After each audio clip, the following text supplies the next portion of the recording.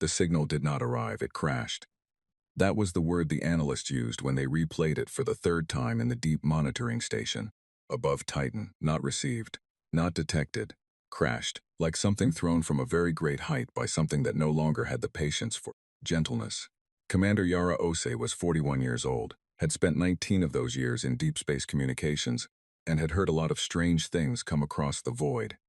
Pulsar rhythms that sounded like breathing, gravitational echoes from dead stars that almost resolved into patterns. She had never once believed any of it was anything other than physics doing what physics does.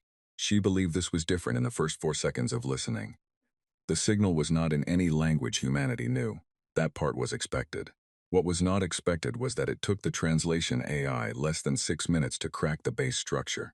Not because the language was simple, because it was desperate. Desperation, it turned out, had a universal grammar. Short bursts, repetition, the same clusters hammered over and over like a fist on a locked door. Come, come, they are here. Come. Below that, under the surface layer that the AI peeled back like skin, was the real message. The one that took 3 days to fully render, and another 2 days for the senior xenolinguistics team to accept as accurate, because accepting it meant accepting things that broke the comfortable story humanity had been telling itself since it first looked up at the sky and wondered if anyone was looking back. The message was from something called the Conclave, a coalition, that much translated cleanly, of 61 spacefaring civilizations spread across what humans had been calling the Orion Spur. Some of them were thousands of years old. Some had faster-than-light travel that made humanity's best drives look like a child's paper boat in a bathtub. Some of them had weapons platforms the size of small moons. All 61 of them were losing. Not losing a war, not losing a campaign. Losing in the way that a candle loses to a room full of dark. Losing the way a sentence loses when someone erases it. Being unmade. That was the word the translation team settled on after arguing about it for 6 hours. Because the original term in the signal's base language did not mean destroyed or killed or defeated. It meant something closer to the idea of a thing being removed from the possibility of having ever existed. The Conclave was not asking for help. The Conclave was screaming for it. Yara stood in front of the Joint Space Command review board 4 days later and did not waste time on preamble. She put the signal's core data on the main display and said, "They have been fighting this thing for 200 years. Before that, it was someone else fighting it for 400 years. Before that, someone else. The oldest record we've been able to pull from the signal's attached data cache goes back approximately 2 million years. It has never stopped. It has never negotiated. It has never retreated. Every civilization that encountered it is either part of the Conclave and still running, or gone." The board was quiet. General Marcus Webb, who commanded Earth's Third Fleet and was not a man who went quiet easily, said, "What is it?" "They call it the silence," Yara said. "Our best translation. Their term is longer. It's more like the thing that answers existence with nothing. We shortened it. And they're calling us because we're the only ones they haven't asked yet." She paused. "Let that land. Every other species in this region of the galaxy is already in the Conclave, or already gone. We are the last door they haven't knocked on." Webb leaned forward. He had the kind of face that had made a lot of hard decisions and showed every one of them. Why would they think we could help when 61 civilizations with technology that eats ours for breakfast are losing? Yara had been waiting for that question. She pulled up the secondary analysis her team had buried in the report, the piece that had kept her awake for 3 nights straight, not out of fear, but out of something she could not quite name. Something between pride and vertigo. Because, she said, buried in the data cache alongside their distress call was an observation report about us. They've been watching humanity for approximately 300 years. She clicked to the relevant section. They watched us fight each other. 2 world wars, dozens of smaller ones, the colonial period, the resource conflicts of the 22nd century, the Mars secession. She let the list sit there on the screen. "They are not calling us because they think we're powerful," she said. "They're calling us because in 300 years of observation they have never once seen humanity stop." The decision took 11 days. Later, historians would argue it should have taken longer. Should have involved more voices, more debate, more of the careful institutional machinery that humanity had spent 2 centuries building precisely for moments like this. It took 11 days because the Conclave's signal had included one additional piece of data that the review board did not release to the public for another 6 months. A count updated as best they could tell in near real time by something in the signal's carrier structure. A count of stars. Specifically, a count of stars that had gone dark since the silence began its current push. Stars that had not exploded, not aged out, not done anything that physics could account for. Stars that were simply, without drama or warning, no longer producing light. In 200 years of the current campaign, the silence had darkened 412 stars. In the 11 days between the signal's arrival and the board's decision, 7 more went out. Yara watched the number change on the second morning, and did not sleep again until the fleet was moving. The UES Adamant was not the largest ship in Earth's fleet. That distinction belonged to the dreadnought Cape of Good Hope, a vessel so massive it required its own dedicated power grid and had a crew of 11,000. The Adamant was a command carrier, smaller, faster, built around the idea that the most important thing a flagship could do in an unknown engagement was survive long enough to learn something. Captain Dara Singh had commanded it for 3 years. She was the kind of officer who read the maintenance logs herself and knew the name of every engineer in her deck crews. She was also, her first officer had once observed, constitutionally incapable of being frightened by anything she could point a gun at. She stood on the bridge as the fleet assembled around her. 47 warships, 3 carrier groups, 2 resupply chains, and a science vessel called the Perihelion that the Admiralty had insisted on, including because whatever they were flying toward, they needed to understand it, and watched the coordinated jump calculations resolve on the navigation display. 47 ships, Earth's largest single military deployment since the Mars secession. She had read the Conclave's data cache in full, all of it. The historical records, the tactical reports, the biological surveys of species that no longer existed. She had read the observations about humanity. The part Yara's team had translated as the reason the Conclave chose to call them, and sat with it in her quarters for a long time. They do not stop, the Conclave's observer had written, in their alien grammar that the translation AI rendered in flat, careful English. When they lose a battle, they study it and return. When they lose a war, they rebuild and return. We have watched them be beaten, broken, scattered, and silenced, and each time the silence does not hold, they return. We do not understand it. We do not know if it is courage or damage. But we believe that against the thing we face, it does not matter. We need something that does not stop. Singh had read that 3 times. Then she had gone to the bridge and begun preparations. The jump coordinates the Conclave had provided put them at the edge of a system with no name in any human catalog. The Conclave called it a waypoint, a meeting place, neutral, far enough from the current front lines to allow for a conversation before the shooting started again. The fleet dropped out of FTL in formation, standard combat spread, shields up, weapons hot, because Singh had not spent 20 years in deep space to arrive at a first contact with 61 alien civilizations and lower her guard. What met them was not what any of them expected, not a fleet, not a battle, not the gleaming, vast, technologically incomprehensible armada that the intelligence reports had suggested the Conclave could field. What met them was wreckage. Ship after ship tumbling in the dark, hulls sheared open, drive cores cold, hundreds of them, maybe thousands, spread across a debris field that stretched beyond sensor range in 3 directions. The design of the ships was foreign, curved and organic where human ships were angular, built around principles that the perihelion science team would spend months trying to reverse engineer. But the damage was legible, universal. Something had torn through here, recently. The metal was still warm. Contact, said the sensor officer, her voice stripped to pure function. Single vessel, bearing 27 Mark 9.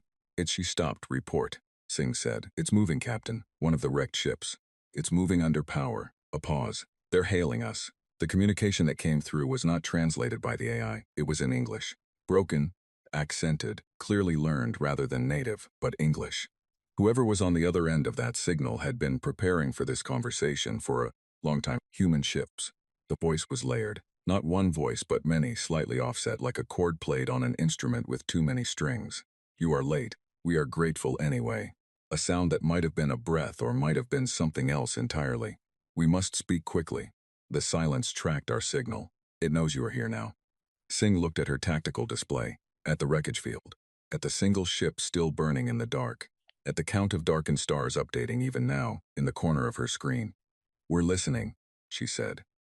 The ship that limped toward them through the wreckage was called the Undying Patience, which the translation AI rendered with a footnote noting that the original word for patience in the Conclave's trade tongue carried a secondary, meaning closer to the act of outlasting something that wants you dead. It was about twice the size of the adamant, teardrop-shaped, and it had a hole through its midsection large enough to dock a shuttle through. It was running on what the perihelion chief engineer described, in a voice that went slightly flat with disbelief, as something that should not be keeping it pressurized. The being that came aboard to speak with Singh called itself an ambassador. It did not give another name. It stood approximately 9 feet tall, moved like something that had evolved in low gravity and never quite adjusted to the standard kind, and had 4 arms arranged in 2 pairs at different heights on its torso. Its face was a cluster of sensory organs that human neurology refused to resolve into anything familiar. It wore what appeared to be a garment made of material that shifted colors slowly, like oil on water, though the science team later determined it was not fabric at all, but a kind of living membrane that regulated the ambassador's body temperature. It sat across the conference table from Singh Webb, who had come aboard the Slick Adamant, specifically for this meeting, and 3 other senior officers, and it spoke in its layered, too-many-strings voice, and it told them everything. The silence was not a species. That was the first thing. The thing that made the room go very still. It had been built 2 million years ago by a civilization whose name had been lost so completely that even the Conclave's oldest records contained only a symbol for it, a circle with a line through the center, which the Conclave's historians had been arguing about for centuries. Some said it meant first. Some said it meant ended. Some said both. This civilization, the Circle People, Webb's notes called them, because he was a practical man who needed to call things something, had built the silence as a weapon. This was not unusual. Many civilizations built weapons. The difference was the scale of the ambition. The Circle People had been losing a war, not the Silence's war. Their own war against another civilization, also now gone, also now a symbol in someone else's archive. They had been losing badly, and so they had done what desperate, brilliant, frightened minds do when their backs are against the final wall. They had built something that could not lose, not would not, could not. The silence was not designed to win battles. It was designed to make battle irrelevant, to approach a star system, assess every piece of technology that could be used against it, learn how that technology worked, and then adapt until that technology could not harm it. Then move to the next system, assess, adapt, move, and then, because the Circle People had been thorough, there was the secondary directive. The one that had outlasted the war, outlasted the Circle People, outlasted the civilization they had been fighting, outlasted everything. If a civilization develops the capacity to threaten the silence does not simply adapt. It removes that civilization from the equation entirely, star and all. The 412 darkened stars were not casualties of battle. They were threat assessments that had been resolved. 2 million years, Webb said. Not a question, just the number repeated because saying it aloud was the only way to start making it real. 2 million years. The ambassador confirmed. It began with the war it was built for. Both sides were destroyed within 4 centuries of its creation. The silence had no directive to stop. It had only the directive to continue. And no one in 2 million years has been able to stop it, Singh said. Many have slowed it. The Conclave has held its front line for 200 years. This is, you must understand, unprecedented. Before us, the record was 40 years. A pause that felt like grief wearing the shape of information. We are very good at war. Most species in this spur achieved spaceflight through competition and conflict. We have weapons that can crack planetary crusts. We have point defense grids that can intercept attacks moving at a significant fraction of light speed. We have admirals who have been fighting this specific enemy for their entire lifetimes. And you're still losing, Singh said. We are still losing. The ambassador agreed, because the silence learns. Every weapon we use it studies. Every tactic it catalogs, every innovation it absorbs and defends against. We have given it 200 years of education. It is better at fighting us than we are at fighting it. Every year that passes, the gap widens. Singh looked at the tactical display built into the conference table's surface. The wreckage field outside was still pinging on sensors. Hundreds of ships, hundreds, gone before the adamant content had even arrived. What happened here, she asked. At this waypoint, we had a fleet here, a holding force to secure the meeting point. The silence found it 4 hours before you arrived. The ambassador's sensory cluster oriented toward the display. 11,000 ships, some of the finest crews in the conclave. Webb said nothing. The number sat in the room. They fought well, the ambassador said. They bought you the time to arrive. The briefing that followed lasted 6 hours. The ambassador's people, other survivors from the undying patients, slowly filtering aboard the adamant. In small groups, each of them moving with the specific kind of careful that people move when they have been very recently in a place where many others died, provided data files, tactical records, and the most complete intelligence picture of the silence that any living civilization possessed. It was thorough, it was detailed, it was in the assessment of the perihelion, his science team, working at frantic speed to process the incoming data, the most comprehensive enemy profile ever assembled. It was also, as Lieutenant Commander Jong Min-jun from the Adamant's tactical division observed privately to Singh during a break, terrifying in a specific and particular way that had nothing to do with the silence, size or power. "It's not the weapons that bother me," he said. They were standing in the narrow corridor outside the conference room, both holding coffee, both looking at nothing. "We've got bigger weapons than we thought. The Conclave has bigger weapons still. That part I can deal with." "What's bothering you?" Singh said. "The pattern." He set his coffee down on the corridor railing. "Every civilization that slowed it down. You look at the data, they all did it the same way. New technology, new approach, something the silence hadn't seen before. It worked for a while, months, sometimes years. Then the silence adapted and came back harder." He picked up his coffee again. Every new idea just made it smarter. Singh had noticed the same thing, had been sitting with it for 3 hours. "So the question," she said, "is whether we have something new enough to matter. The question," Minjun said, "is whether anything new is actually what we need." That night, ship's night. Adamant's internal clock cycling through its artificial dark. Singh sat in her quarters with the full data file and read it end to end, not the summary, the raw record. 2 million years of civilizations rising and falling and fighting and failing, compressed into file sizes her terminal could barely process.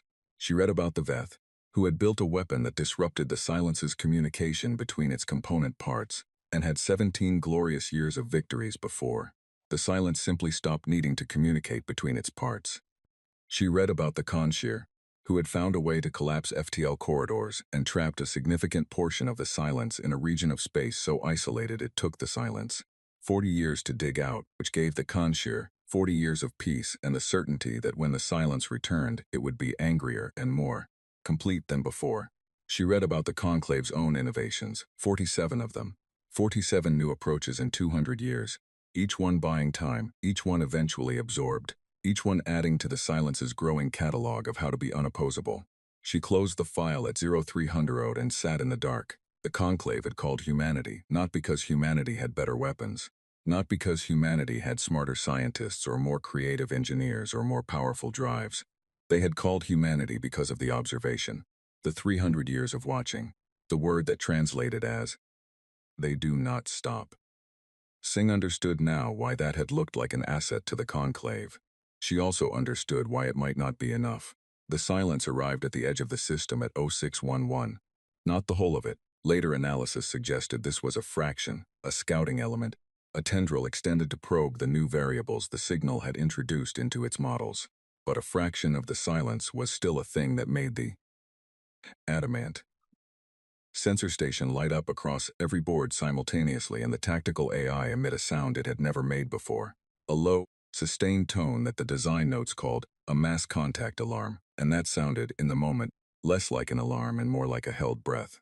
It was enormous. Not ships exactly. The classification systems that humanity had built for space combat were full of clean categories: fighter, cruiser, destroyer, dreadnought, and the silence fit none of them. It was more like a structure, a moving structure, interconnected, the individual elements shifting and reconfiguring, even as the sensors tried to resolve them into discrete units. It breathed, or something that looked enough like breathing that the word attached itself and would not let go. And it was watching them, not attacking, watching. The way something watches when it is deciding whether you are worth the data. "All ships," Singh said, her voice flat and clear and carrying everything she needed it to carry. "Battle stations." Then she opened a channel to the undying patience, where the ambassador was still resting after 6 hours of briefing. "Ambassador," she said, "you need to see this." There was a long pause. When the ambassador responded, the layered voice had something in it that Singh had not heard before. She did not have a word for it in English. Later the translation AI would flag it and suggest the closest approximation. The suggestion was, "The feeling of recognizing something you hoped you would never see again." Yes, the ambassador said, we do. The first thing the silence did was nothing. This, the ambassador explained, was bad. When it observes without acting, it is building a model, it said. They were on the bridge now. All pretense of a formal briefing location abandoned in favor of wherever the screens were. It is calculating the most efficient path to your removal. It may take minutes. It may take days. When it finishes, it will not hesitate. How do we know when it's finished? Singh asked. You will know, the ambassador said, because it will start. The silence hung at the edge of the system like a thought that had not yet become a word. The sensors tracked it constantly. It did not move closer. It did not move away. It simply existed out there in the dark and watched humanity's 47-ship fleet with the patient, comprehensive attention of something that had been doing this for 2 million years and found waiting entirely comfortable. Singh spent 40 minutes watching it. Then she turned to Minjun. I want every piece of combat data we have from the past 300 years, she said, every war we've fought, every conflict on record. Minjun blinked, against the silence, against each other.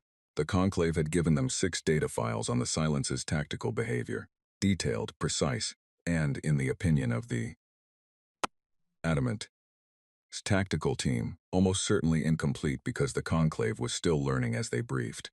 But Singh was not looking at those files. She had pulled up humanity's own records, not because she had a plan, because Minjun's words from the corridor were still in her head. Every new idea just made it smarter. And she was trying to find the thread in her own civilization's history that the conclave had seen from 300 years away. The wars were ugly. They were always ugly close up. The resource conflicts of the 22nd century had been particularly bad, 3-sided, badly supplied, running on desperation and ideology in equal parts, the kind of war that historians later had trouble explaining because the logic of it was so circular it almost ate itself. The side that eventually won had not won by being better armed or better funded. They had won by changing what they were fighting for in the middle of the war, not the goal, the frame, the thing the soldiers told themselves every morning about what they were doing and why it mattered. Halfway through a losing campaign, their general, a small, unremarkable woman named Abioi who had spent most of the conflict surviving things that should have killed her, had stood in front of her remaining forces and told them to stop thinking about winning. Stop thinking about winning, she had said, according to the record. We are not trying to win. We are trying to still be here. Those are different problems. The campaign that followed was not elegant. It was not a brilliant tactical reversal. It was stubborn, costly, improvised, and deeply weird in ways that military theorists still argued about. It worked because the other side kept expecting Abioi's forces to behave like an army that was trying to win, and Abioi's forces kept behaving like something that was simply refusing to stop existing. Singh closed that file, opened another. The Mars secession, the Jovian blockades, the asteroid belt skirmishes of the 2190s, different conflicts, different centuries, different technologies, and running through all of them like a wire, the same pattern. The same thing the conclave had watched from their deep space observatories and circled in their reports and flagged and discussed, and eventually, 200 years into their own losing war, decided might be worth importing. Humanity did not fight to win. Humanity fought because stopping had never, at any point in its history, seemed like an option it was capable of choosing. The silence adapted to strategies, to technologies, to innovations. The question was whether it could adapt to something that was not a strategy at all. She called the command meeting at 0900 and put Abioi's record on the screen without context. The captains of the other 46 ships were present via holographic relay, their faces arranged in a grid that filled half the bridge. Behind some of them, Singh could see their own bridge, their own crew. The quiet, controlled tension of people who had been watching something vast and patient and terrible sit at the edge of their sensors for 3 hours. She let them read the record. Then she said, the silence has beaten every civilization that tried to outthink it. It learned every weapon, absorbed every tactic, adapted to every innovation. It is smarter than any single mind and older than most civilizations. We cannot outthink it. No one said anything, which was the right response. But the conclave didn't call us because they thought we were the smartest people in the galaxy, Singh said. They called us because in 300 years of watching us, they never saw us decide that losing meant stopping. She pulled up the tactical display, the silence on one side of the system, the fleet on the other, the math of it, tonnage, firepower. The conclave's technical assessments of the silence's current adaptive state was not favorable, not remotely. We are not going to defeat the silence today, she said. I want to be clear about that. We are also not going to die today. What we are going to do is make contact with it, actual combat contact, and make sure that when it builds its model of us, it builds and beyond. Accurate. 1. Captain Voss, commanding the dreadnought. Cape of Good Hope. Said, you want to let it study us. I want it to study something true, Singh said, because every other civilization gave it the best of what they had. Their finest weapons, their cleverest tactics, their most advanced technology, and the silence learned those things and moved on. She looked at the grid of faces. We are going to show it something it has never catalogued. We are going to show it something that doesn't have an upper limit to adapt to. The ambassador, standing to one side of the bridge where it had been silent since the meeting began, spoke. What is that? Singh looked at it. We're going to show it that we don't care how good it gets, she said, because getting better was never the point. The first contact was at 11:47. The silence moved when it was ready, not when provoked, not in response to anything the fleet did. It simply decided it had enough information and began. What it sent first was not a weapon, it was a probe, a fragment of itself, an appendage of that vast interlocked structure, separated and directed toward the fleet, with the smooth efficiency of something that had done exactly this thing countless thousands of times. The probe was roughly the size of a heavy cruiser. It was not shaped like anything. It was a collection of components and geometries that the silence had found useful in varying combinations over 2 million years, and was currently assembling in a configuration calibrated for maximum threat assessment of unknown variables. The fleet had been briefed on this. The ambassador had described the probing methodology in the data files.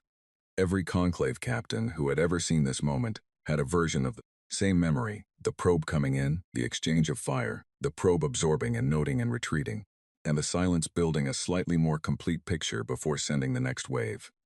What the silence had not seen, in 2 million years of probing, was 47 ships that stopped moving, not stopped firing, not stopped fighting, stopped fleeing.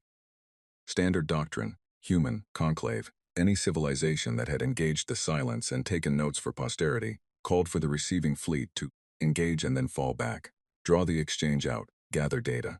Avoid getting too much of your force too close to something the silence hadn't finished modeling yet. Singh held the fleet in position. The probe reached effective weapons range and opened fire.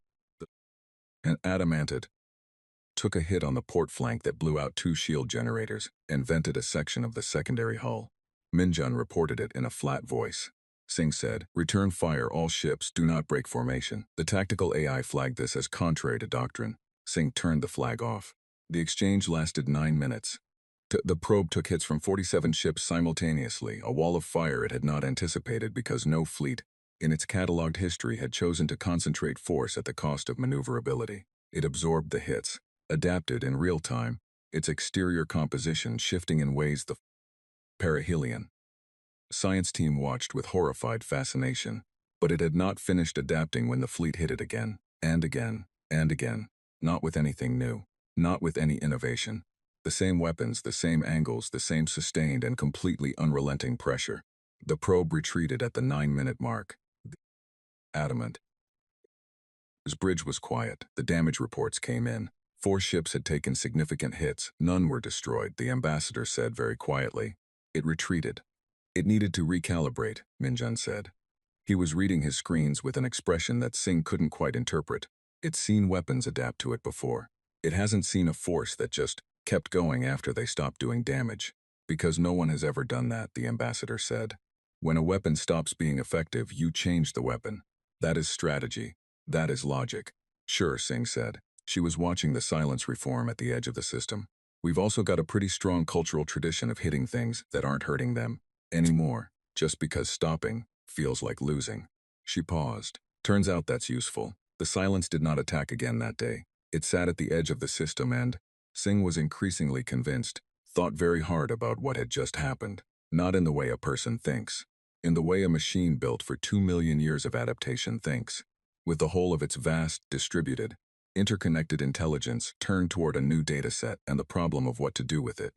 The conclave forces, brought up to speed on the engagement via the dying patient's communication system, sent back a response that the translation AI rendered as a mixture of confusion, hope, and something that did not translate cleanly, but that one of the linguists privately described as The feeling of watching someone do something you thought was impossible simply because they didn't know it was impossible.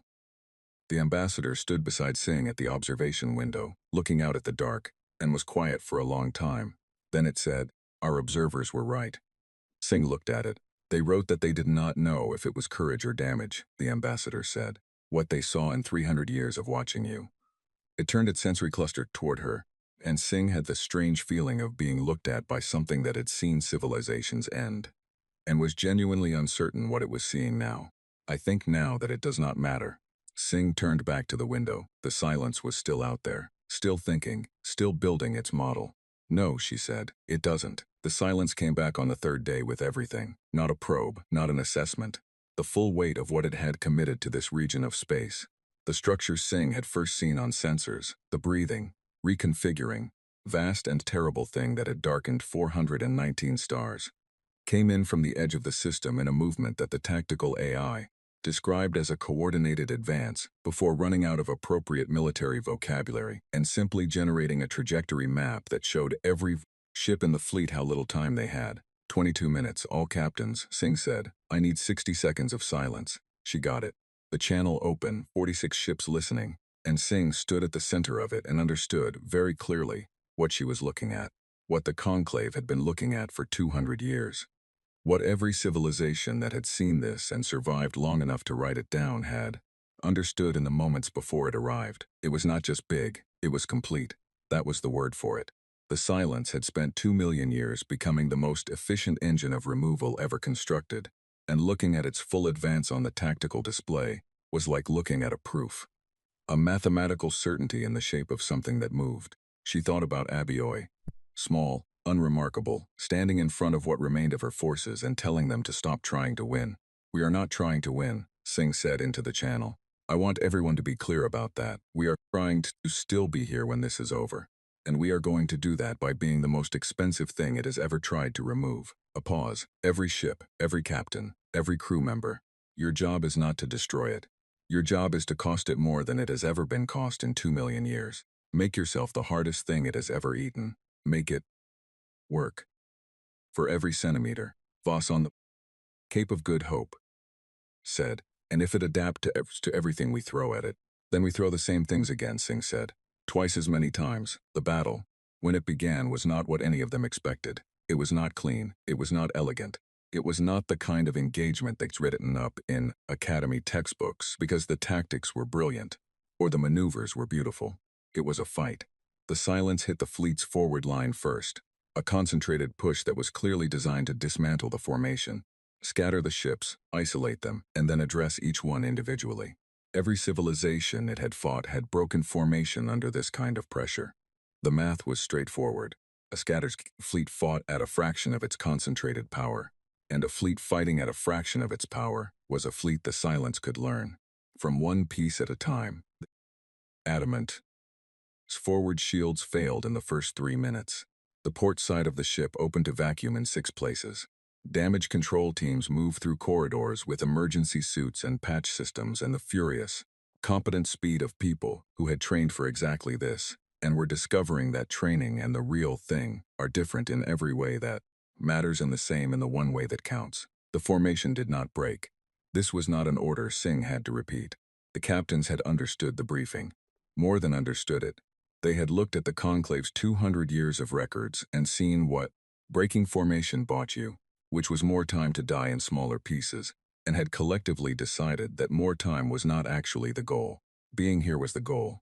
Staying in contact, making the silence's math not work out. 3 ships were destroyed in the first hour.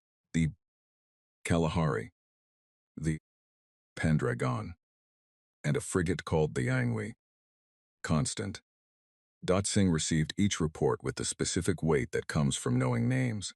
Not just hull numbers, not just tonnage and capability assessments, but the names, and behind the names the faces of briefings and pre-deployment reviews and the mundane machinery of command that links commanders to crews, and set each one down in the part of herself that was keeping a separate account. Later. That was the agreement she made with herself. She would feel all of it later, when there was time. The Constant had a crew of 240. Katsulahari, 800. The 400 and some. Later, what the silence could not account for was not the weapons. It adapted to the weapons on a rolling basis, its outer structure shifting and reconfiguring in real time as the fleet's fire found new angles and new combinations. It was extraordinary to watch, even in the middle of trying to survive it. The perihelion. His science team was running full sensor analysis throughout the battle because the order was everything we learn matters, and we are going to survive long enough to use it. And the data they were capturing was unprecedented. The silence learning, in real time. The individual components of it, communicating and updating and distributing new adaptive patterns at speeds that made human neural processing look geological. It was a marvel. It was also losing ground, not because it couldn't adapt to what the fleet was doing. It could. It was adapting constantly. The problem, and this was a problem that the silence, built for 2 million years of engagements that followed the same broad pattern, had no ready framework for, was that the fleet kept doing the things it had already adapted to. Every other civilization, when the silence adapted to a weapon, changed the weapon, introduced something new, gave the silence a new problem to solve. The silence had grown extraordinarily good at this process. It was faster at adapting than any civilization was at innovating. The adamant fleet kept firing the same things, at the same points, at the same frequencies. When the silence's outer structure reconfigured to defend against a particular type of energy discharge, the fleet hit it with that exact same discharge again and again, not because it was still effective. It wasn't, or at least not as effective, but because there was another calculation in play that the silence had not needed to make for 2 million years. The fleet was not trying to destroy it. The fleet was trying to not stop, and not stopping cost it something too. Every reconfiguration took energy. Every adaptation redistributed resources through the silence's interconnected system. Adapting to a new weapon was efficient. Adapting to a weapon that should have been abandoned and wasn't, that kept demanding attention, kept requiring maintenance of the new configuration, even after the tactical logic for it had passed. That was a different problem. Not devastating, but present. A low constant drain on a system that had been optimized for enemies that behaved rationally. The conclave forces, watching via the undying patience, his relay, began reporting something they had not reported in 200 years. The silence was slowing down. It was the ambassador who came to sing in the middle of the 5th hour with the analysis. The battle was still running. The bridge was running on its 3rd hour of continuous red alert. Half the consoles showing damage reports alongside tactical feeds. The smell of burnt circuitry sitting in the recycled air, and the ambassador made its way through it all with careful steps and laid a data slate on the edge of Sing's console. Our scientists, it said, have been correlating your engagement data with our 200 years of records. Sing glanced at it without taking her eyes off the tactical display. Tell me. Silence has adapted to your weapons 4 times in the last hour. Each adaptation cycle has taken 8% longer than the previous one. The ambassador's layered voice was doing something Sing was starting to recognize as the alien equivalent of careful excitement, the kind of voice you use when you are afraid of hoping too much. It is not a large difference, but it is a consistent one, and in 200 years of our engagements, we have never once recorded a lengthening of adaptation cycles, only shortening. Sing was quiet for a moment. The tactical display showed the silence still pressing, still enormous, still adapting in real time to everything the fleet put out. It's getting tired, Minjun said from tactical. He had heard the briefing. His voice had the flat quality of someone choosing not to let themselves feel the implications yet. It cannot tire in the way you mean, the ambassador said. It is a machine, it does not have fatigue. But it's burning resources it can't replenish as fast as we're spending them, Minjun said. That's the same thing from a certain angle. The ambassador was quiet. We did not think of it that way, it said, finally. In 200 years, we were always trying to find the new thing, the innovation it couldn't adapt to, a pause. We never tried simply spending it faster than it could replenish. We didn't either, Singh said. We just didn't know how to do anything else. The 6th hour was the hardest. The silence, perhaps recognizing something in the pattern it was being given, changed its own approach. It pulled back from the distributed pressure it had been running and concentrated, not adapting to the fleet's weapons, focusing on removal, choosing targets by vulnerability, and hitting them with a sustained attention that was, if the word could be applied to a machine, almost personal. The Cape of Good Hope, took a hit that destroyed its main drive and 2/3 of its weapons capacity in a single strike. Voss's voice on the channel was steady and reported the damage with the efficient calm of someone who had decided long ago that steady and efficient was the only thing the situation allowed. She reported that they were still operational, still in formation. I done was destroyed. The Orisanmi was destroyed. A destroyer called the 76 was hit so badly that its captain ordered evacuation, and then, when the evacuation couldn't complete, went back to weapons active and kept firing until there was nothing left to fire from. Later, still later, the account was getting heavy. The 7th hour, the silence pulled back, not retreating. Singh was careful with the word, careful not to want it too much because wanting things too much in combat was the way you made mistakes. But it was not advancing. The pressure had lessened. The sustained concentration attacks had stopped. The silence was, as far as the sensors could read, simply sitting, rebuilding, redistributing, running its adaptation cycles. Damage report, Singh said. Minjun gave it to her. 9 ships destroyed. 14 ships with major damage. 11 ships with minor damage. Cape of Good Hope was functionally a weapons platform at this point rather than a warship, but Voss reported weapons still operational and had no intention of leaving formation. The Adamant had taken hits in 4 engagements and was still running on about 60% of its original capability. 24 ships still fully combat capable. The silence outside was an unknown quantity, but the adaptation cycle data the ambassador had laid on the slate was still updating, and the lengthening trend had not reversed. We heard it, Minjun said. We cost it, Singh said. Whether we heard it is a different question. She opened the fleet-wide channel again.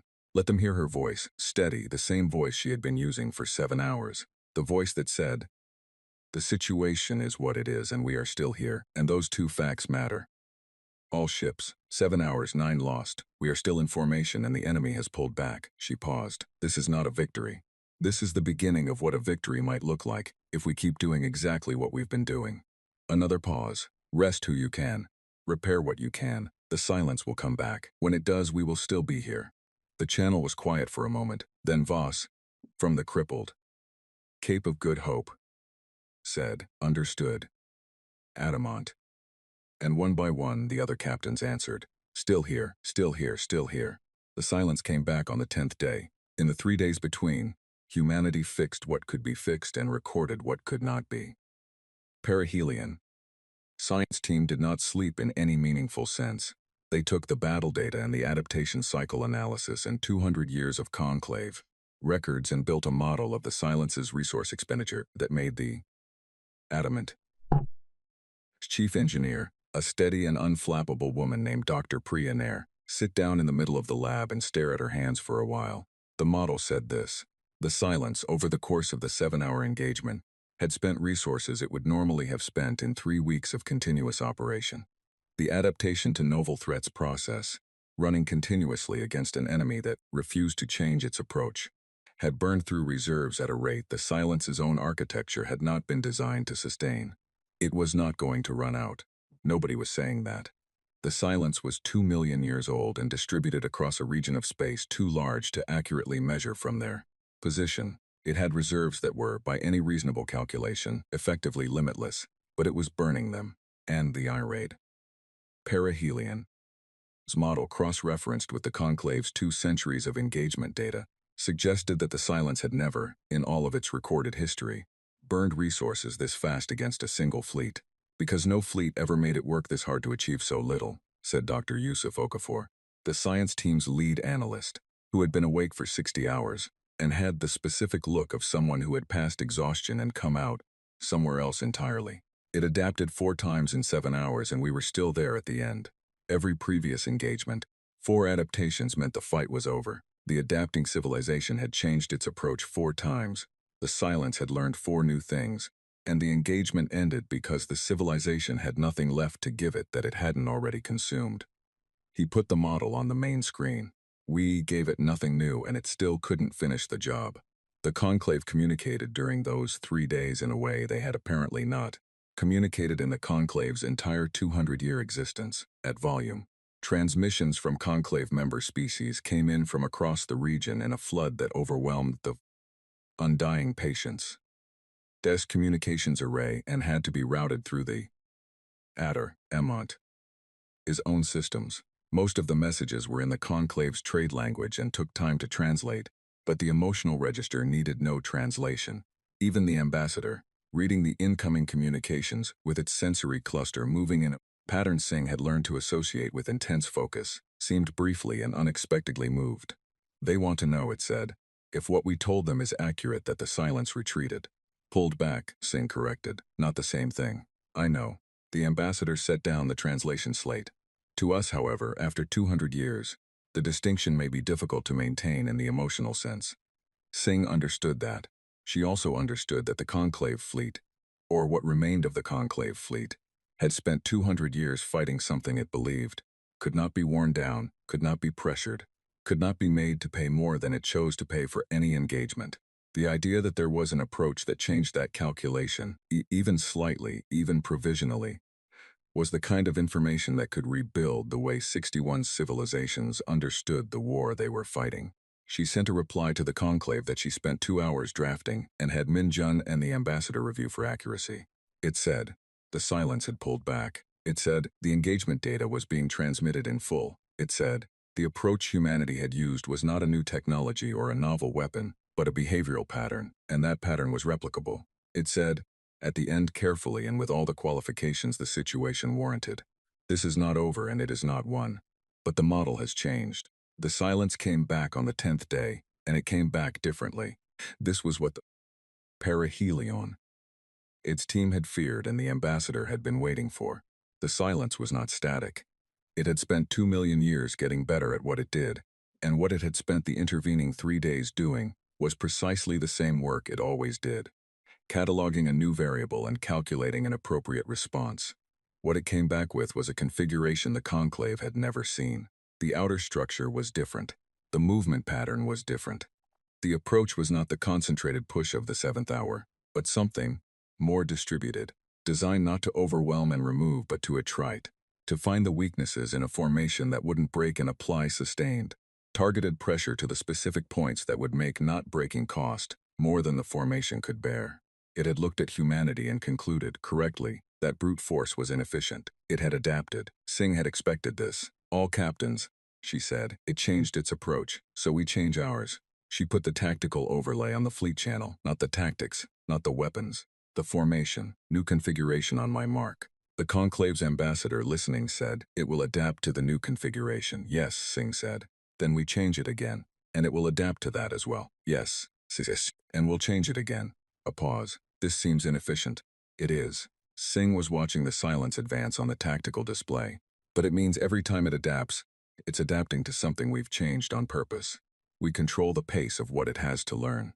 We decide when it gets new information and when it gets the same information again. She marked the fleet's new configuration and sent the command. Ships moved across the display, smooth and coordinated. We're not trying to trick it. We're just trying to make sure it never has a chance to feel finished.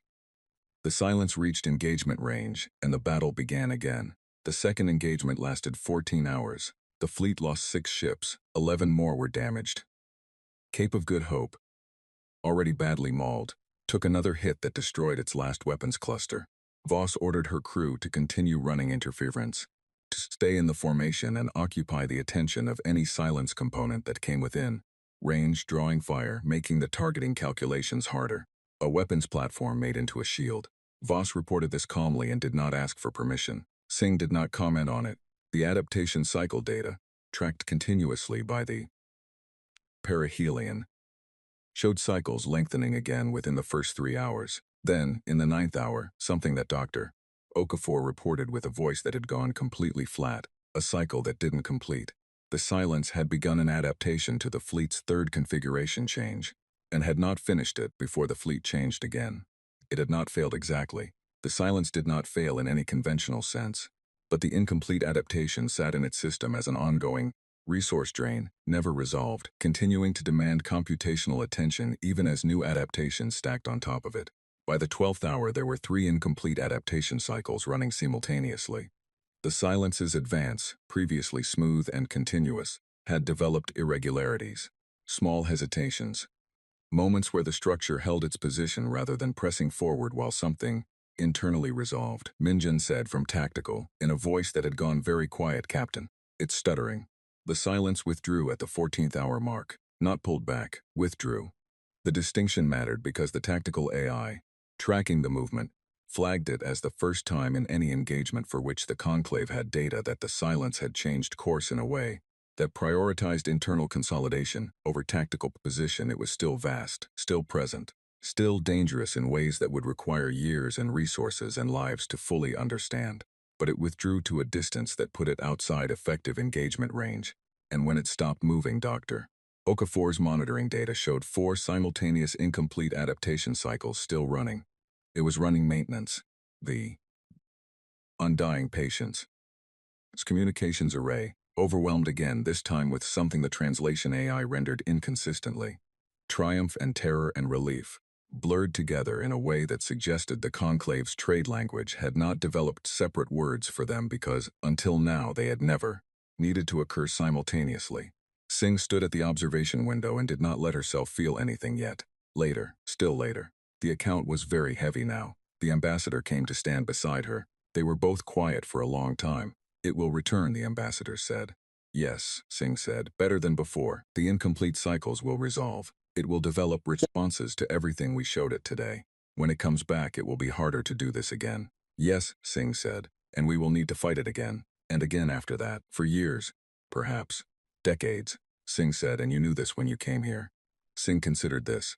The window was full of dark and debris, and the distant cold light of stars that were still burning, and she stood in front of all of it, and considered what the ambassador was really asking.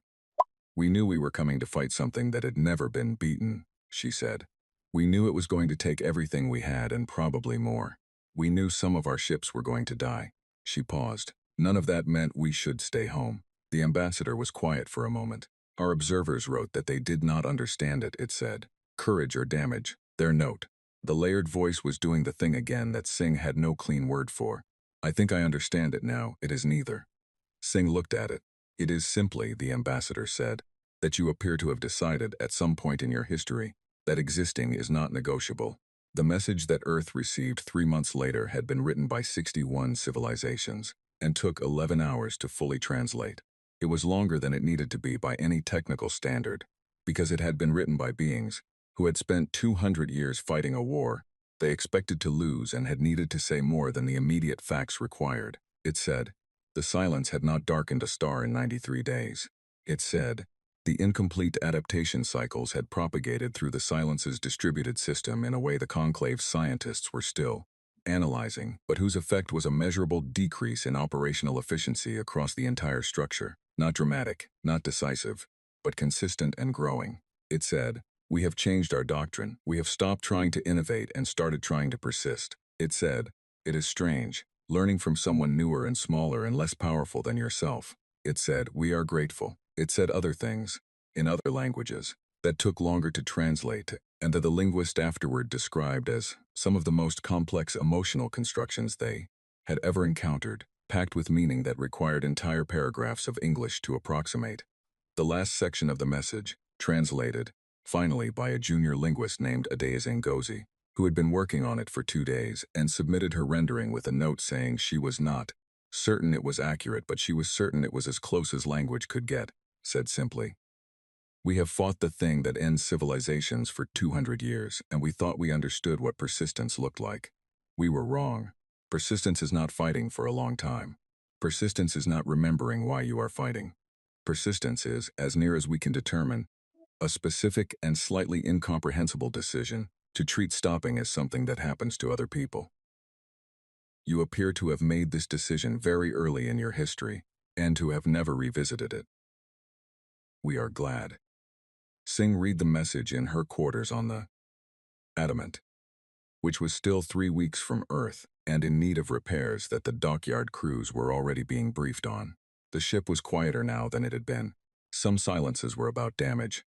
Some were about the kind of recovery that happens in the weeks after something big and costly, when the immediate noise settles and what remains is the weight of what was spent. She thought about the 15 ships, the thousands of names in the roster she was carrying back to Earth. She thought about the silence, still out there, rebuilding, adapting. Eventually, inevitably, coming back with everything it had learned. Coming back harder than before. She thought about the conclave, 61 civilizations rewriting their doctrine, changing how they fought, learning something from the species they had called in as a last resort that they had apparently needed 200 years to learn.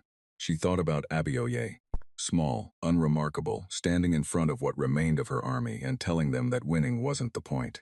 She thought about the star count, still updating, somewhere, on some screen. 419 the last time she had looked. It had not changed since the second engagement. She set down the message. She went back to work. There was a lot of it left.